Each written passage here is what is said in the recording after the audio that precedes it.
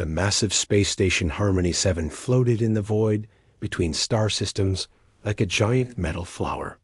Its 7 arms stretched out in perfect symmetry, each one large enough to house an entire city. Ships from across the galaxy docked at its ports, bringing delegates from dozens of different worlds. The Galactic Culinary Council met here every solar cycle, and this year promised to be the biggest gathering, yet Captain Jake Martinez stood at the viewport of his transport ship, watching the station grow larger as they approached. Behind him, his team prepared for what they hoped would be humanity's first successful entry into galactic food culture. Jake had served in Earth's diplomatic corps for 15 years, but this mission felt different, more important somehow. "Captain, we're ready for docking," called out pilot Amy Thompson from the cockpit. Jake nodded and moved away from the window. Time to make history. The human delegation consisted of just 3 people. Jake himself handled the diplomatic side of things. Lucy Parker was their chef, a woman who had won every major cooking competition on Earth and could make magic happen with the simplest ingredients. Ben Coleman served as their cultural advisor, a man who had spent his career studying alien societies and their eating habits as they walked through the docking tube in the Harmony 7. Jake felt the artificial gravity adjust to accommodate different species. The corridor was wide enough for the largest alien delegates, with atmospheric controls that could shift between dozens of different breathing mixtures within seconds. Their first stop was the registration hall, a massive dome where delegates checked in and received their assignments. Jake looked around in wonder at the incredible diversity of life forms. The crystalline Vorthite delegates clicked and chimed as they moved, their bodies catching and reflecting the station's lights. The Zephyrians floated rather than walked, their tentacles gracefully propelling them through the air. The insect-like Kythera scuttled on multiple legs, their compound eyes constantly scanning their surroundings. The plant-based Verdani swayed gently as they moved, their leaf-like appendages rustling with each step. A tall Verdani approached their registration desk. The being's bark-like skin had a pleasant brown color, and small flowers bloomed along its arms. "Welcome to Harmony 7, it said in perfect English, though its voice sounded like wind through leaves. "I am Grovekeeper Linda, your station liaison. You must be the human delegation." "That's right," Jake replied with a smile. "Captain Jake Martinez, Earth Diplomatic Corps. This is our chef Lucy Parker and cultural advisor Ben Coleman." Linda's flowers seemed to brighten slightly. "Ah, yes, the new species.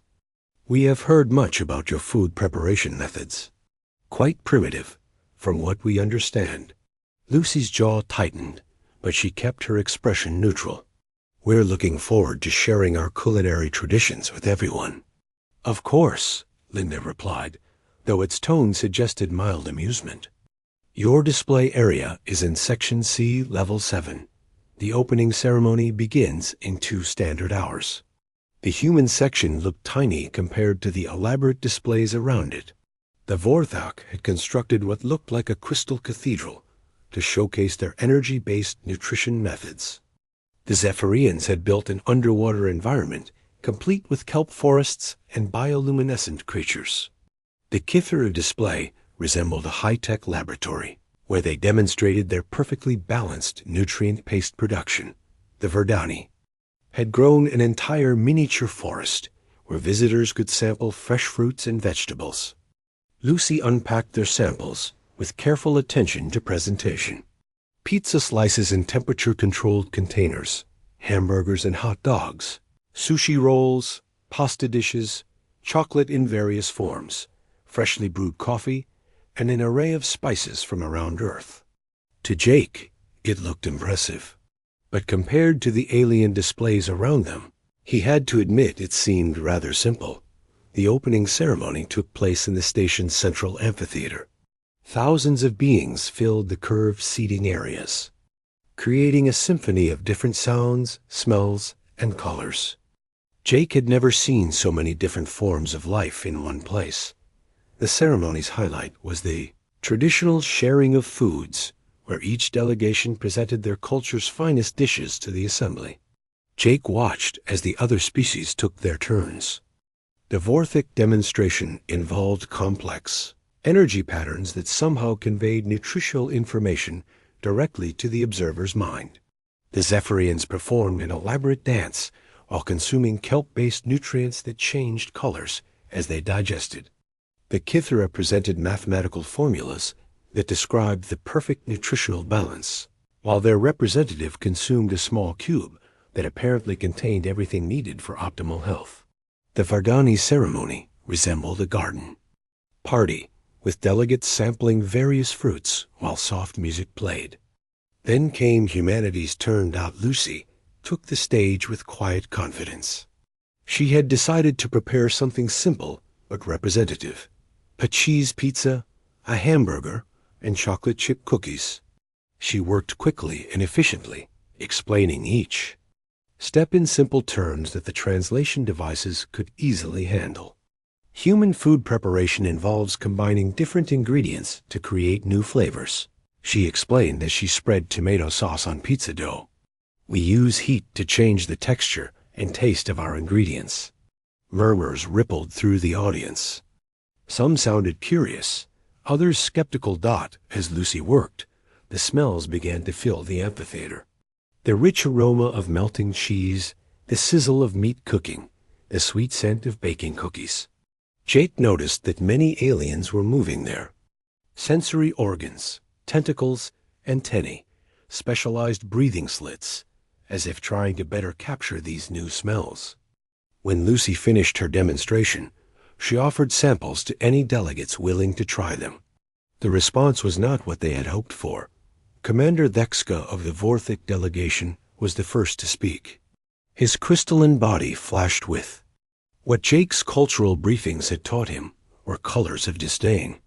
"This is primitive slop fit only for scavengers," he announced loudly.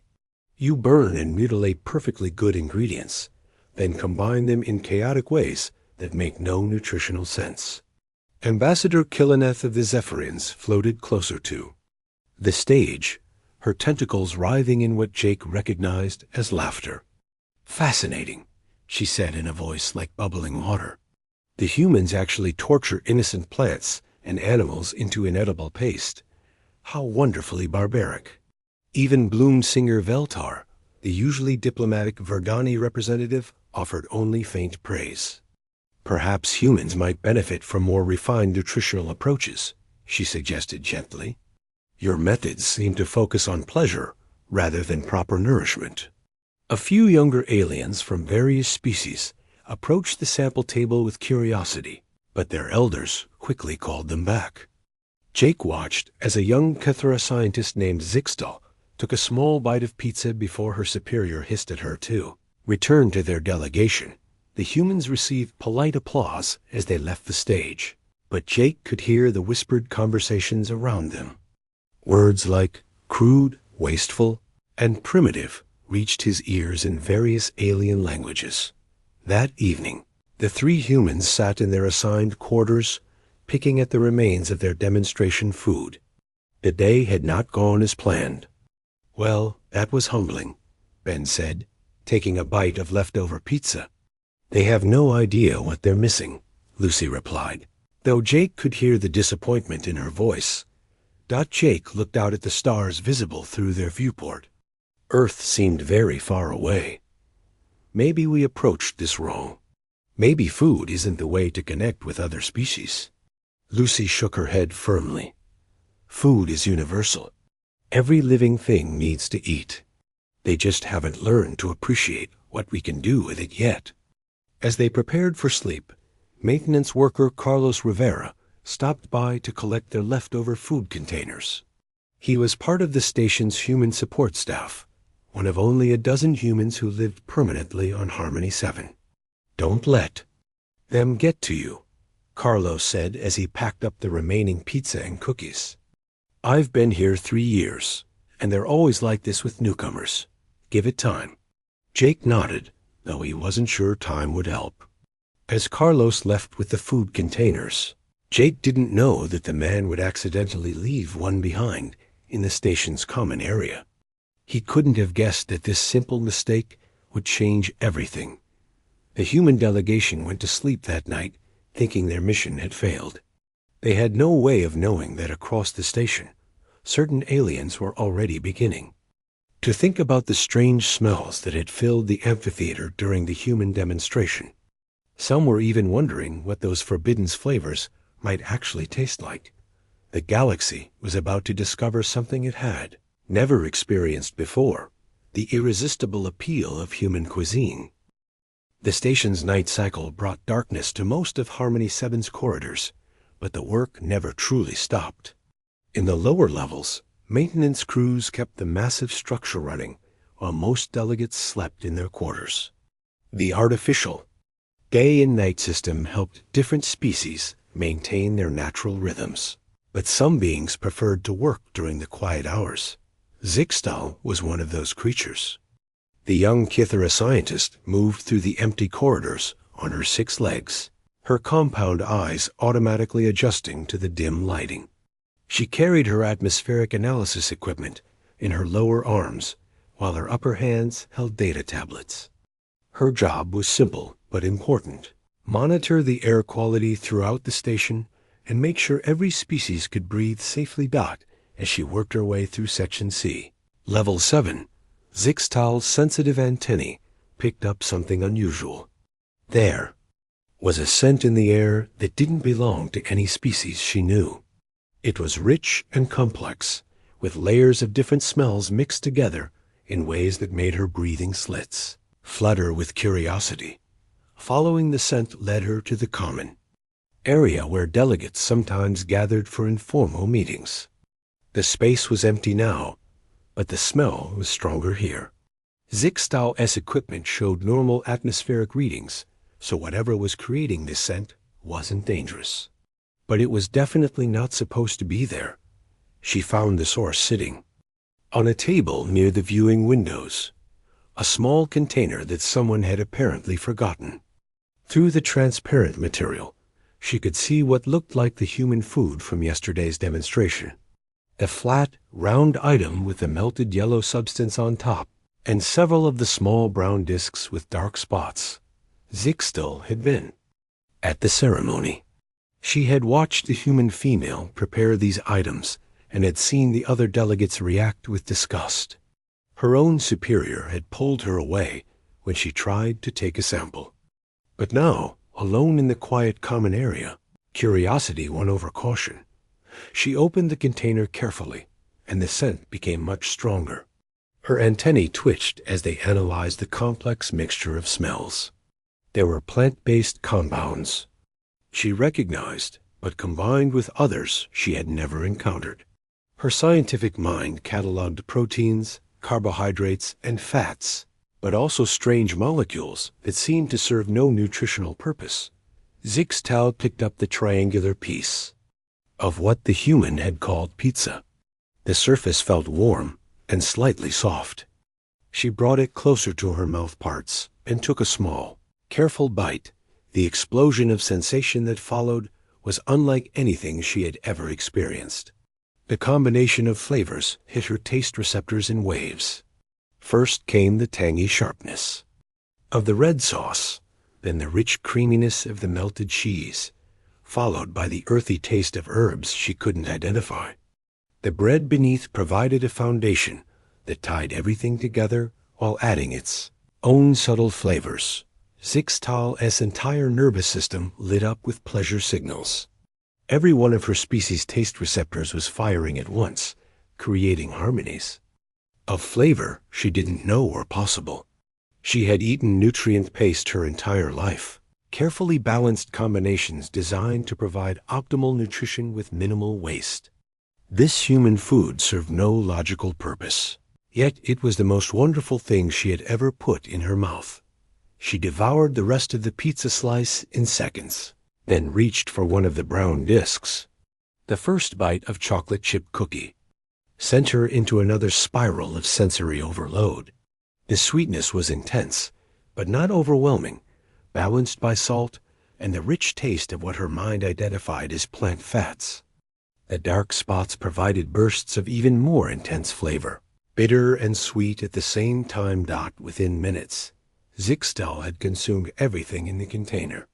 She sat back in amazement, her multiple arms trembling slightly from the experience. Her scientific training kicked in as she tried to analyze what had just happened to her. The human food had triggered pleasure responses in parts of her brain that she didn't even know existed. Meanwhile, several levels below in the station's power core, Vorthic engineer Crexmore was conducting his own routine maintenance when something unusual caught his attention. His crystalline body was designed to process energy directly from power sources, but he also had highly sensitive detection abilities that helped him monitor the station's systems.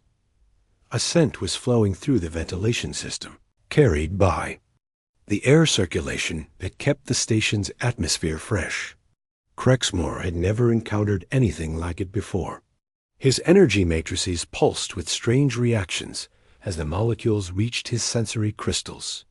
Whatever was creating this smell was unlike anything in the Vorthic database of known compounds.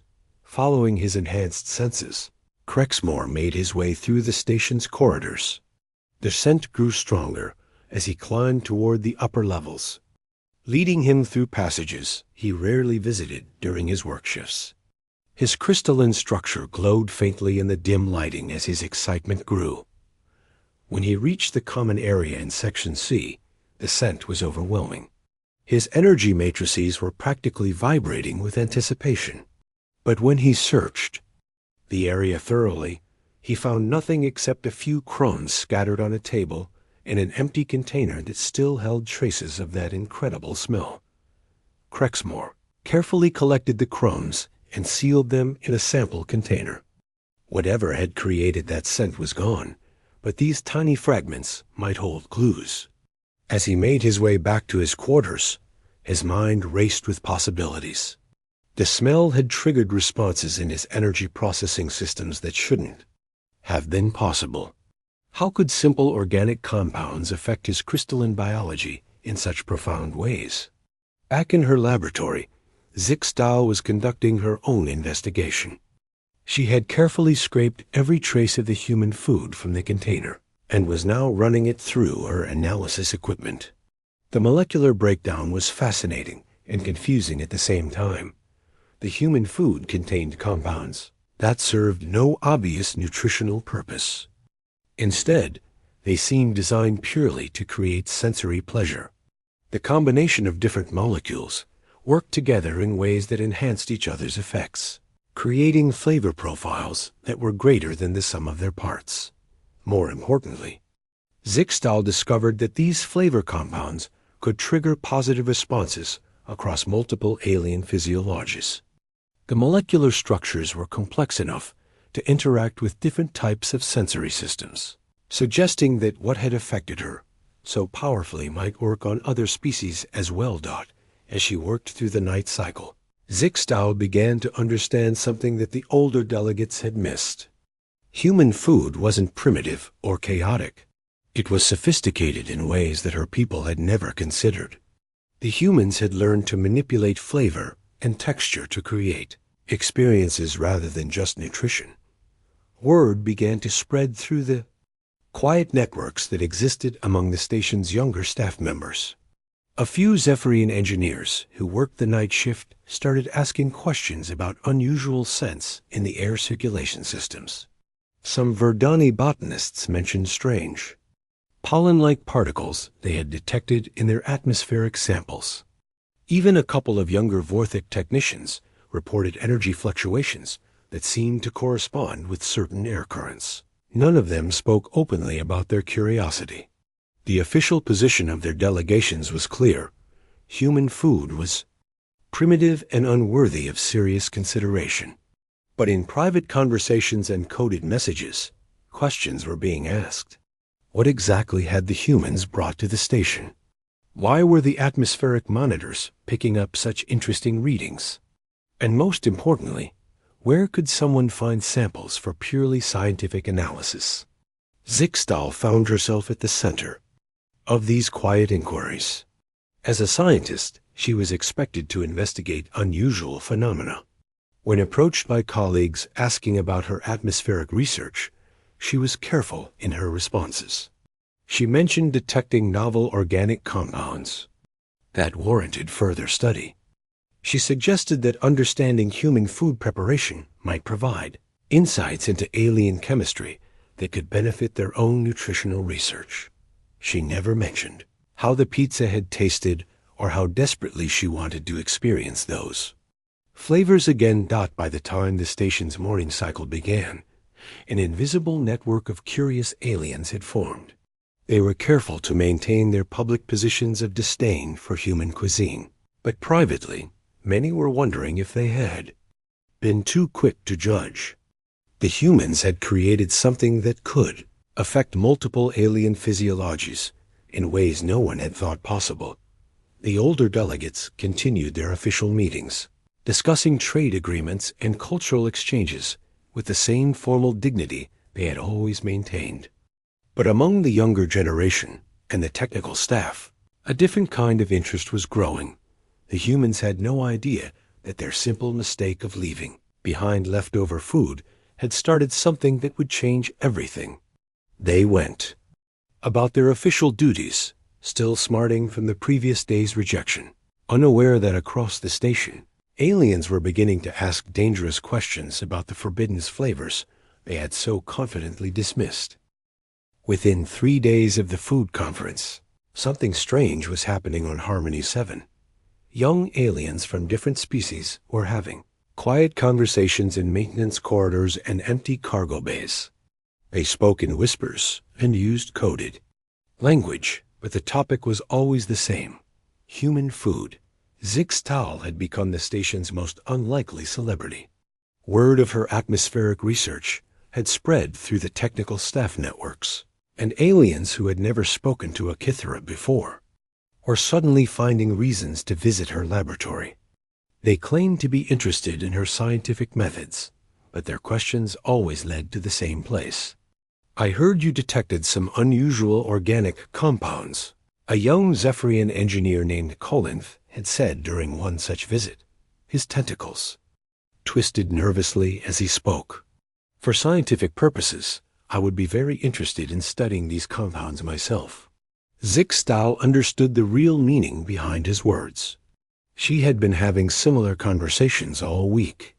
The aliens couldn't directly ask for human food without admitting they were curious about something their leaders had publicly dismissed as primitive garbage. But they could express scientific interest in unusual chemical compounds. The solution came to her while she was analyzing soil samples in her lab.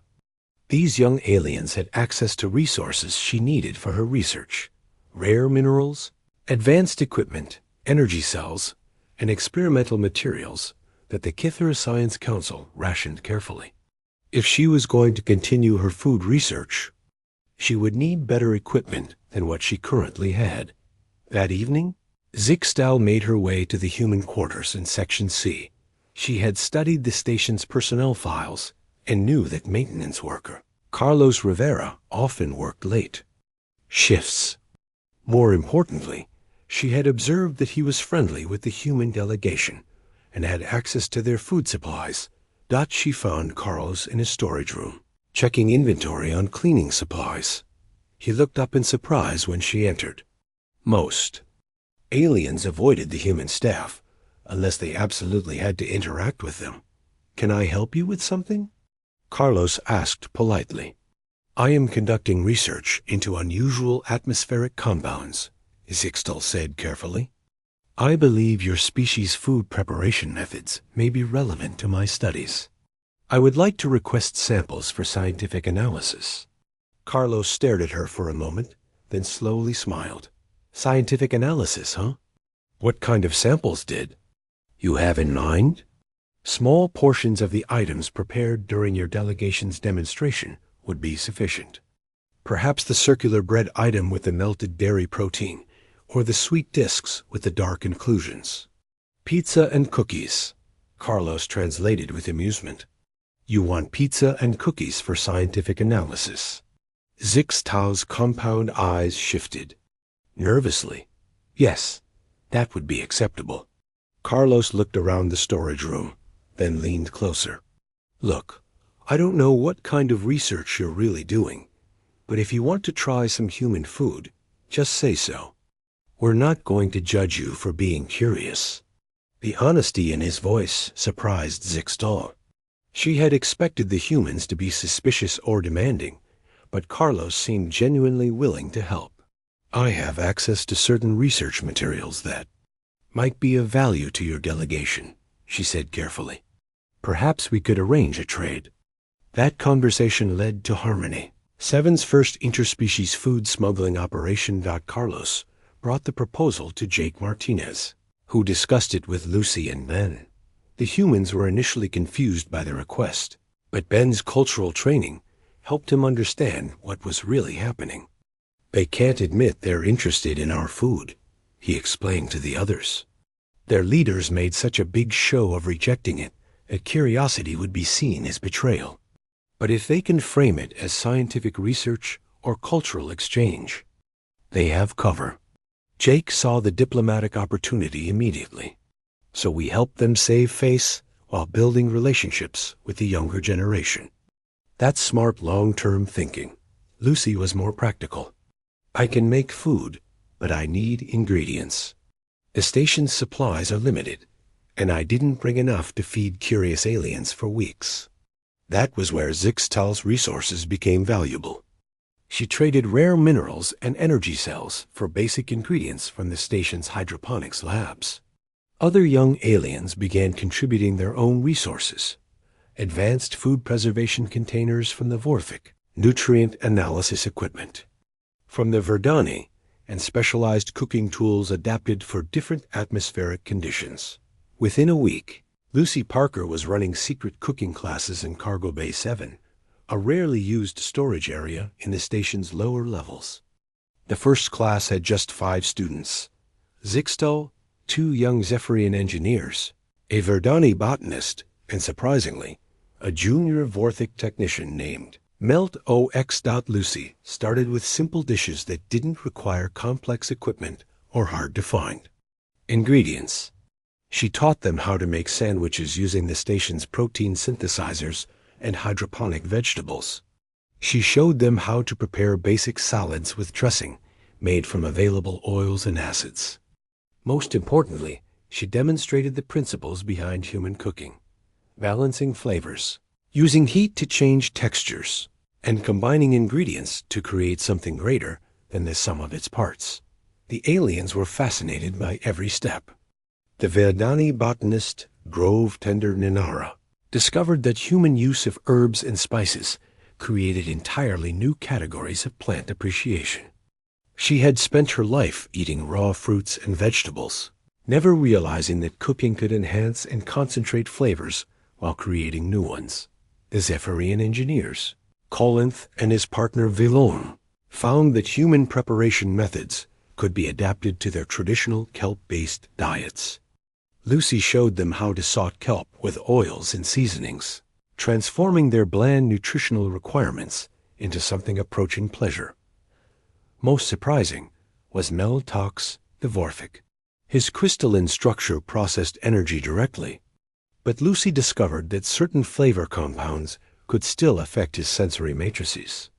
She developed special preparations that released aromatic molecules his crystals could detect and process, giving him a completely new form of sensory experience.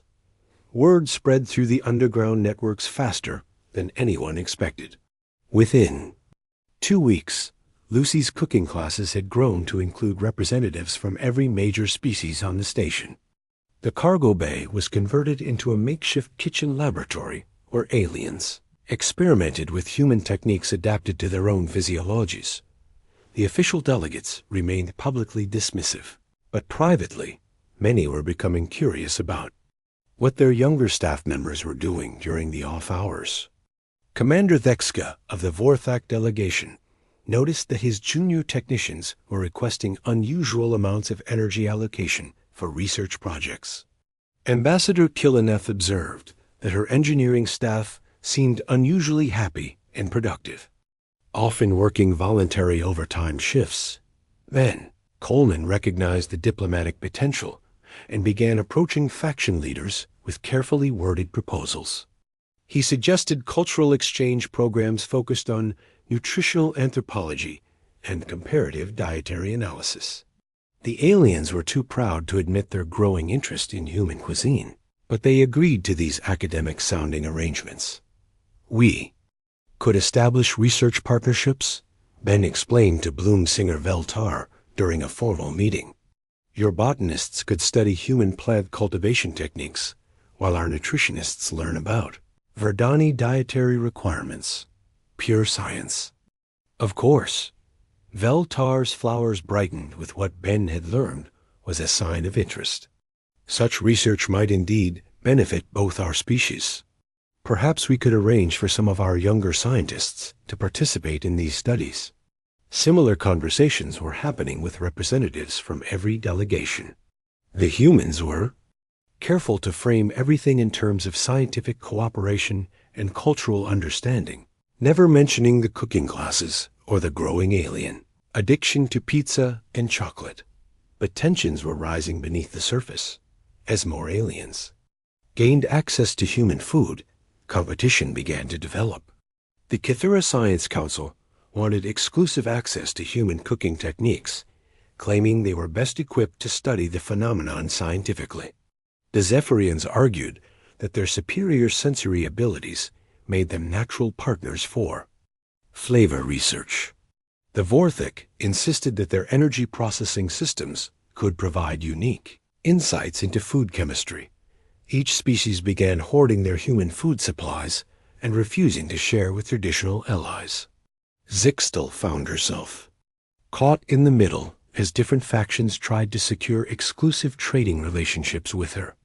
The young aliens who had started as friends and research partners were beginning to view each other as competitors for limited resources. The situation came to a head when Miltox accused a group of Zephyrian engineers of stealing his personal stash of chocolate cookies. The Zephyrians responded by claiming the Vorthik had been hoarding coffee beans and refusing to share the brewing techniques Lucy had taught them. The Verdani demanded exclusive access to human spice cultivation methods, while the Kythera insisted that all human cooking knowledge should be shared freely for the advancement of science. Jake Martinez watched these developments with growing concern. What had started as friendly cultural exchange was becoming something more serious. The young aliens were forming factions based on their access to human food. The explosion that would later be known as the start of the flavor wars began in the most unlikely place, the station's main conference room, during what should have been a routine trade discussion about mineral rights. Commander Dexka of the Vorthik delegation sat across from Ambassador Killeneth of the Zephyrians, their two species having maintained peaceful relations for over 3 centuries. They were discussing shipping routes through neutral space when Dexka noticed something that made his crystalline structure flash with anger. Q. IL single quotes Nef was discreetly consuming what appeared to be a small brown square. The scent that reached Dexka's sensory crystals was unmistakable. Chocolate. Human chocolate. The same chocolate that he had been secretly trading rare energy cells to obtain from his own junior staff members.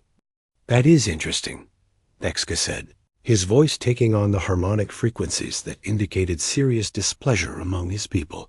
I was not aware that the Zephyrians had established formal trade relations with the humans. Killeneth's tentacles stiffened slightly. I do not understand your meaning, Commander.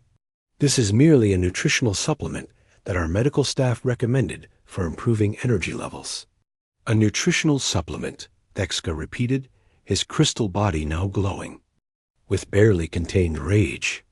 One that bears a remarkable resemblance to the human food items that were recently stolen from my personal quarters. The accusation hung in the air like a toxic cloud. Around the conference table, delegates from other species suddenly became very interested in the conversation. Stealing personal property was a serious crime in galactic law, but accusing someone without proof was almost as serious. "Are you suggesting that Zephyrian personnel are thieves?" Killeneth asked, her tentacles now writhing in patterns that every diplomat in the room recognized as a prelude to violence.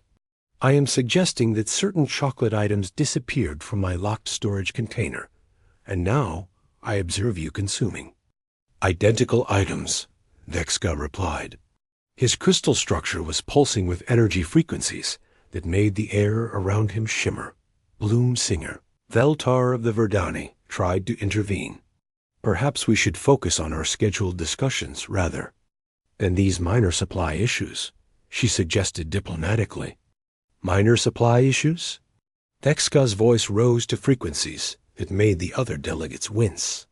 "The Zephyrians have violated our storage areas to steal human food items, and you call this minor?" That was when Ambassador Killeneth made her fatal mistake. Instead of denying the theft, she decided to go on the offensive. "If you Vorthak were not hoarding coffee beans and refusing to share brewing techniques with allied species, perhaps such desperate measures would not be necessary," she snapped. The conference room went completely silent. Every delegate stared at Killeneth as the implications of her words sank in. She had just admitted that the Zephyrians were indeed involved in unauthorized acquisition of human food items, while simultaneously accusing the Vorthak of the same crime. Grovekeeper Zalthen of the Verdani delegation stood up slowly, his bark-like skin darkening with what his species considered righteous anger. "So it is true," he said in a voice like rustling leaves. "Both the Vorthak and Zephyrians have been secretly obtaining human food while denying other species the same access." "The Verdani have no right to complain," shot back Junior Commander Hextel of the Kithra. "Your people have been conducting unauthorized botanical research on human spice cultivation methods for weeks. We have the atmospheric analysis data to prove it." What followed was unlike anything in the recorded history of galactic diplomacy. Within minutes, the peaceful trade conference had devolved into the most spectacular political meltdown anyone present had ever witnessed. Delegates who had maintained cordial relations for decades were shouting accusations at each other across the conference table. The Verdani demanded exclusive access to human agricultural techniques, claiming their botanical expertise made them the natural partners for such research. The Kithara insisted that all human food technology should be shared freely for scientific advancement. The Zephyrians argued that their superior sensory abilities gave them the greatest capacity to appreciate and understand human cuisine. Vorthak claimed that their energy processing systems provided unique insights that made them the most qualified partners for humanity. What made the situation truly explosive was that every species had valid evidence of the other's secret activities. The Kithara had atmospheric data showing unusual cooking activity in areas frequented by other species. The Verdani had soil samples that proved unauthorized agricultural experiments. The Zephyrians had recorded energy signatures from illegal food preparation equipment. The Vorthak had detected quantum fluctuations consistent with matter synthesizer use beyond normal parameters. The humans watched in amazement as the galaxy's most powerful civilizations began destroying their relationships over access to pizza recipes and chocolate chip cookies. Jake Martinez sat in his quarters, receiving reports from Ben Coleman about the escalating crisis, hardly able to believe what he was hearing. "They're threatening to break trade agreements that have been in place for centuries," Ben reported, his face pale with shock.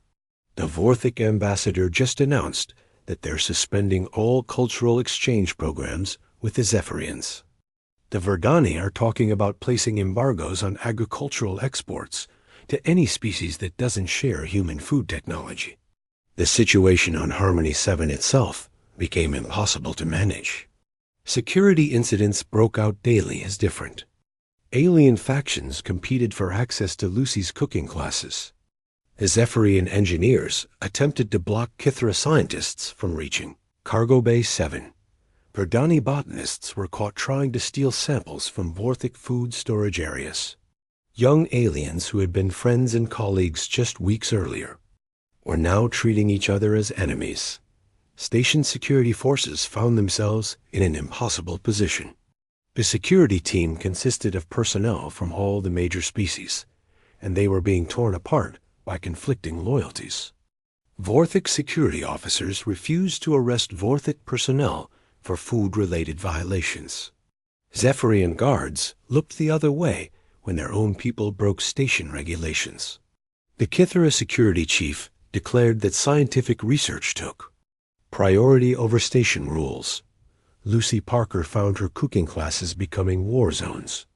Students would arrive early to claim the best positions and hoard ingredients. They formed alliances based on their species affiliations and worked to exclude members of rival groups.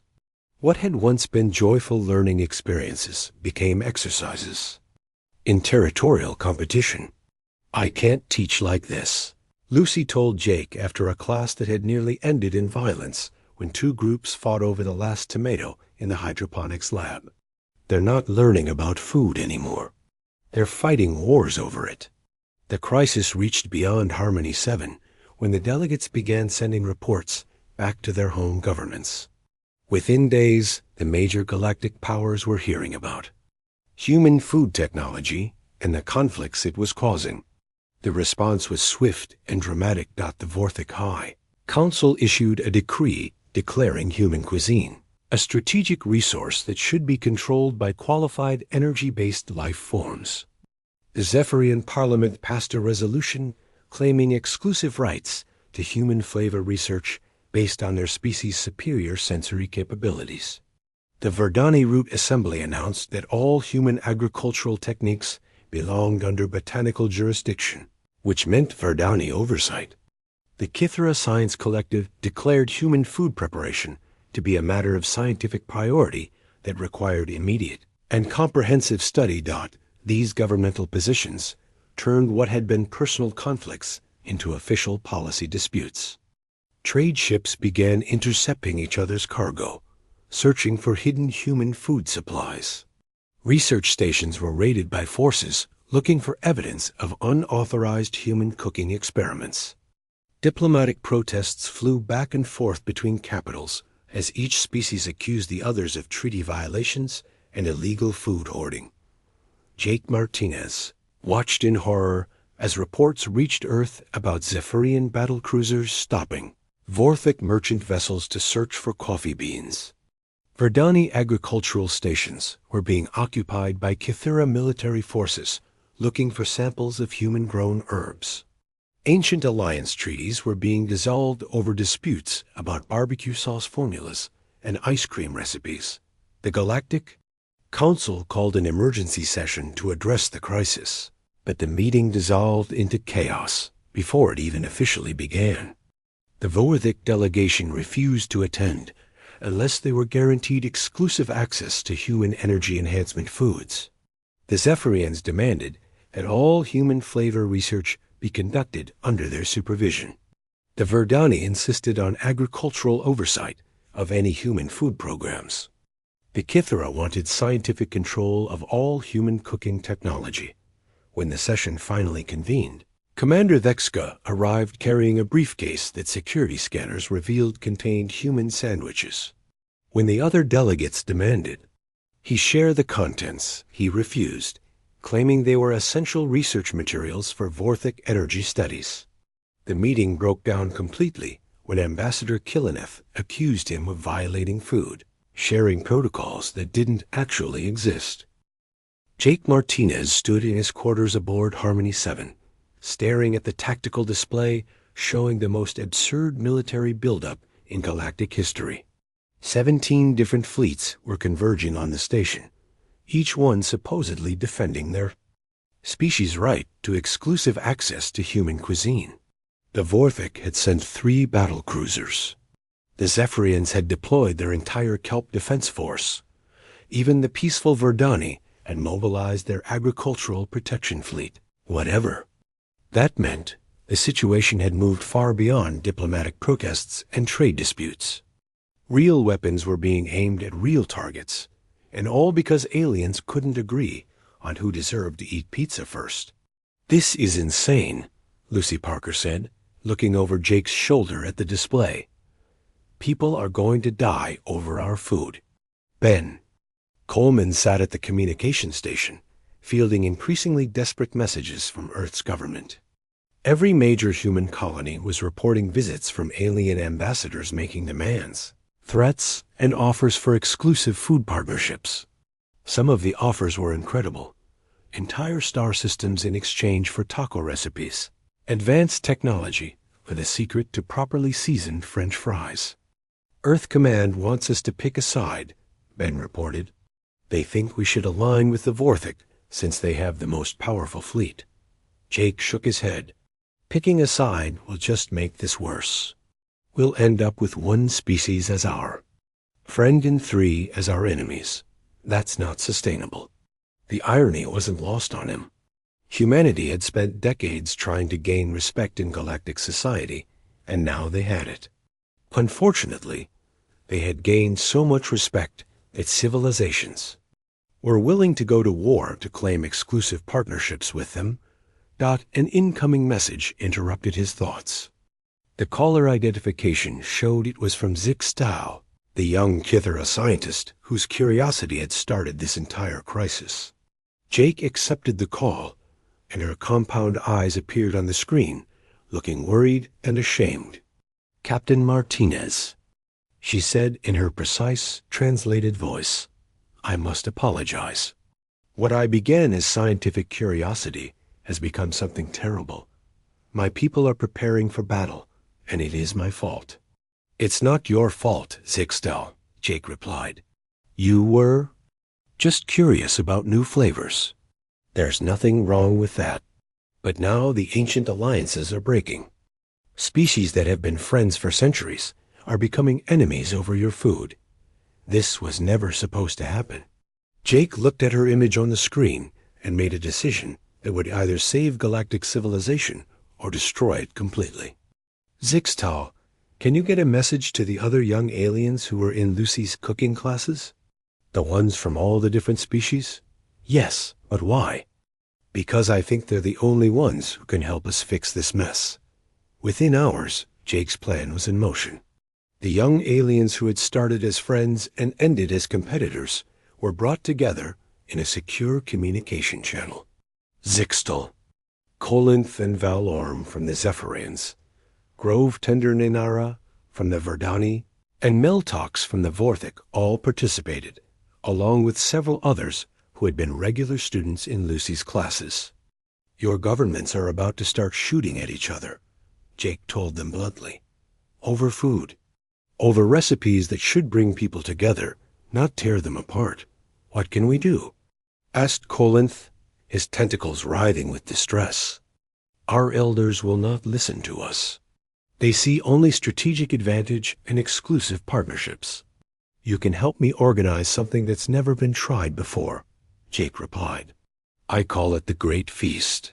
The plan was audacious beyond anything attempted in galactic history. Instead of allowing the crisis to escalate into warfare, Jake proposed to end the scarcity that was driving the conflicts. Humanity would share their complete culinary knowledge with all species simultaneously, holding a massive feast where every alien civilization could learn everything they wanted to know about human food preparation. "You want to give away everything?" Lucy asked when Jake explained the plan. "All our recipes, all our techniques, everything at once?" "If we keep it secret, they'll fight wars over it," Jake replied. "If we share it freely, there's nothing left to fight about." The proposal faced immediate resistance from multiple directions. Hardline factions within each alien government demanded exclusive access to human cuisine, threatening to destroy Earth rather than see their enemies gain equal access to human food technology. Earth's own military advisors warned that giving away their only strategic advantage was madness, but the young aliens who had experienced Lucy's cooking classes understood something their leaders didn't.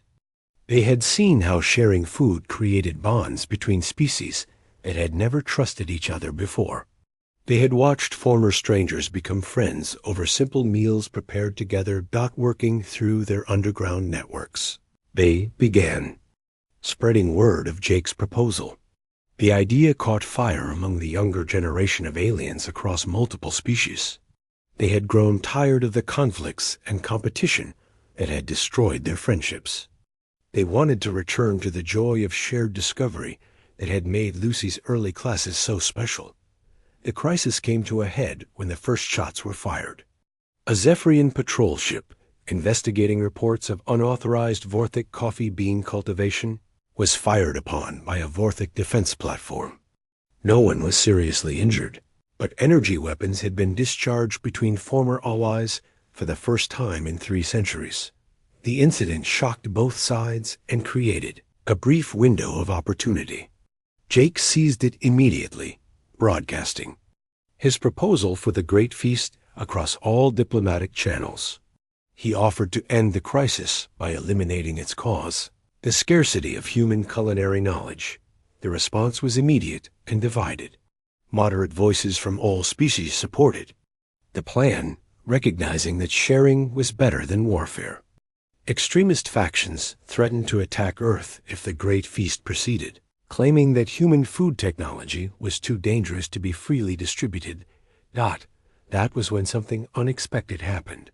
The young aliens who had been attending Lucy's cooking classes began organizing themselves into protection forces. They couldn't prevent their governments from mobilizing fleets, but they could influence where those fleets went and what they did when they arrived.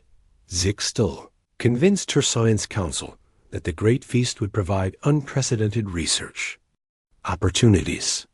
Kolinth and Velorm persuaded their engineering corps that studying human food preparation methods could lead to advances in matter synthesis technology. Nanara argued to her botanical supervisors that learning human agricultural techniques would benefit all plant-based life forms. Most surprisingly, Meltox managed to convince a significant portion of the Vorthic fleet that protecting Earth from extremist attacks was strategically necessary to preserve access to human energy enhancement foods. The result was the strangest military deployment in galactic history. Instead of attacking each other, the various alien fleets found themselves converging on Earth's solar system to protect it from other alien fleets that might want to prevent the Great Feast from happening. The battle that followed became known as the defense of the feast. It wasn't fought over territory or resources or ancient grievances. It was fought entirely over the right of different species to learn how to make pizza and chocolate chip cookies at the same time. The extremist factions found themselves outnumbered and outmaneuvered by the very species they thought they represented. Young alien commanders refused to fire on ships carrying cooking equipment. Veteran officers discovered that their crews would mutiny rather than attack vessels heading to what they saw as the greatest culinary event in galactic history. Within days, the extremists had either retreated or joined the growing fleet protecting Earth's solar system. The way was clear for the Great Feast to proceed. Jake chose a neutral location for the event, a massive new space station constructed specifically for the occasion, using resources contributed by every participating species. The station was larger than anything ever built before, designed to accommodate millions of beings from dozens of different worlds. The Great Feast lasted for an entire solar cycle. Human chefs worked alongside alien volunteers to demonstrate thousands of recipes, from the simplest sandwiches to the most elaborate multi-course meals. They shared cultivation techniques for Earth crops, brewing and fermentation methods, and the fundamental principles that made human cuisine so appealing to so many different physiologies. Lucy Parker found herself at the center of the greatest cultural exchange in galactic history. She taught Vorthic engineers how to create energy-infused spice blends that enhanced their crystalline metabolism. She showed Zephyrian botanists how to cultivate kelp varieties that could be prepared using human cooking techniques. She worked with Verdani agricultural specialists to develop new hybrid crops that combined Earth flavors with alien nutritional requirements. Most importantly, she demonstrated that cooking was about more than just food. It was about bringing different beings together, sharing experiences, and creating bonds that transcended species boundaries. The Great Feast transformed galactic civilization in ways no one had anticipated. The shared appreciation of human cuisine became a unifying cultural force that cut across traditional species barriers. Former enemies found themselves working together in cooking competitions and recipe exchanges.